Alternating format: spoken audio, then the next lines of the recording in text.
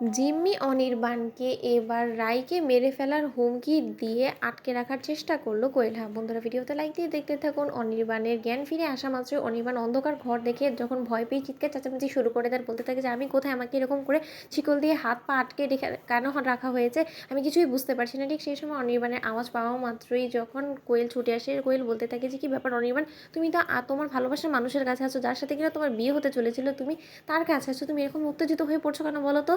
আর তোমার এতটা এক্সাইটমেন্ট এই কন্ডিশনে মোটেও ঠিক না, ডক্টর তোমাকে বারণ করছে, তুমি বুঝতে পারছো না? তখন অনির্বাণ কোয়েলকে দেখে ঘাবড়ে উঠার বলতে থাকে যে কোয়েল, তোমাকে না আমি বাড়ি থেকে দূর ছাই করে তাড়িয়ে দিয়েছিলাম, তোমার লজ্জা হয় না? তুমি কী করে আবারও নির্লজ্জ বেহের মতন আমার কাছে এসেছো বলো তো? আর মা বাবা কোথায়, তারাও দেখেনি, তারা তোমাকে কী করে এখানে ঢুকতে দিল? আর আমি এই অন্ধকার ঘরেই বা কী করছি? তখন কোয়েল বলতে থাকে যে তুমি অন্ধকার ঘরে থাকবে না তো কী থাকবে বলো তো?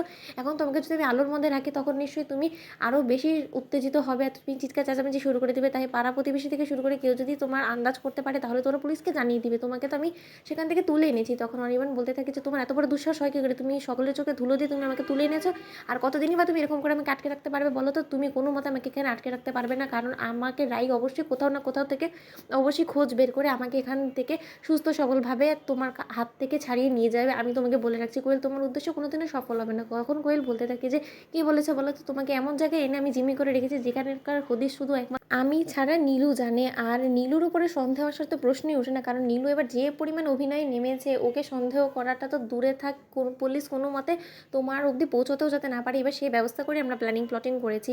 যখন কিনা সবার চোখে ধুলো দিয়ে তোমাকে হসপিটাল থেকে তুলে এনে এখানে জিম্মি করে রাখতে পেরেছি, তাহলে সকলের চোখে ধুলো দেওয়াটা তো আমাদের জন্য একটা মিনিটের ব্যাপার, তাই না?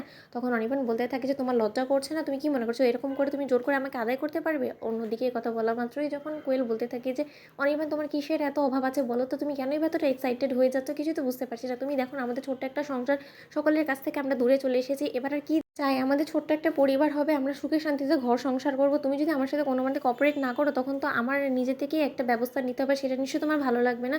ঠিক সেই সময় অনির্বাণ বলতে থাকে যে তুমি কী ব্যবস্থা নিবে বলো তো? তুমি কিসের হুমকি দিচ্ছ আমাকে পরিষ্কার করে বলো কোয়েল। কোয়েল বলতে থাকে যে কিসের আবার হুমকি, তুমি যদি আমার সাথে কোঅপারেট না করো, আমার কথা অনুযায়ী না চলার চেষ্টা করো, তাহলে তো অবশ্যই আমাকে রাইকে চিরতরে তোমার জীবন থেকে সরিয়ে দেওয়ার জন্য ওকে মেরে ফেলতে হবে। আর তুমি নিশ্চয়ই খুব ভালো করেই জানো যে রাইকে মেরে ফেলার জন্য আমার খুব একটা পরিশ্রম করতে হবে না, কারণ আমার এক ইশারাতেই সেই কাজটা হয়ে যাবে। কারণ রাইয়ের কাছাকাছি কিন্তু নীলু আছে, নীলু যে কতটা ডেঞ্জারাস হতে পারে, ও রাই দিদি ভাইয়ের উপরে প্রতিশোধ নেওয়ার জন্য, নিজেকে সান্ত্বনা দেওয়ার জন্য কিন্তু ও যে কোনো পর্যায়ে নামতে পারে, তুমি খুব ভালো করেই জানো। তাই সেই সুবাদে তুমি আমার সাথে যদি এরকম করে বারবার করে জেদাজেদি করে এখান থেকে পালিয়ে যাওয়ার চেষ্টা করো, তাহলে কিন্তু রায়ের উপরেই বিপদ বাড়বে। আর রাইকে যদি তুমি জীবিত রাখতে চাও তাহলে তোমার অবশ্যই আমার সাথে কোঅপারেট করতে হবে, এবার ডিসিশনটা তোমার উপরে। তাই তুমি যদি চালাকি করার চেষ্টা করো তাহলে কিন্তু আমার একটা ফোনেই কাজ হয়ে যাবে আর রায়ের মৃত্যুর খবর তোমার অবধি পৌঁছে যাবে। তো বন্ধুরা, ভিডিওটি ভালো লিখতে লাইক এবং শেয়ার করে সাবস্ক্রাইব করতে ভুলো না।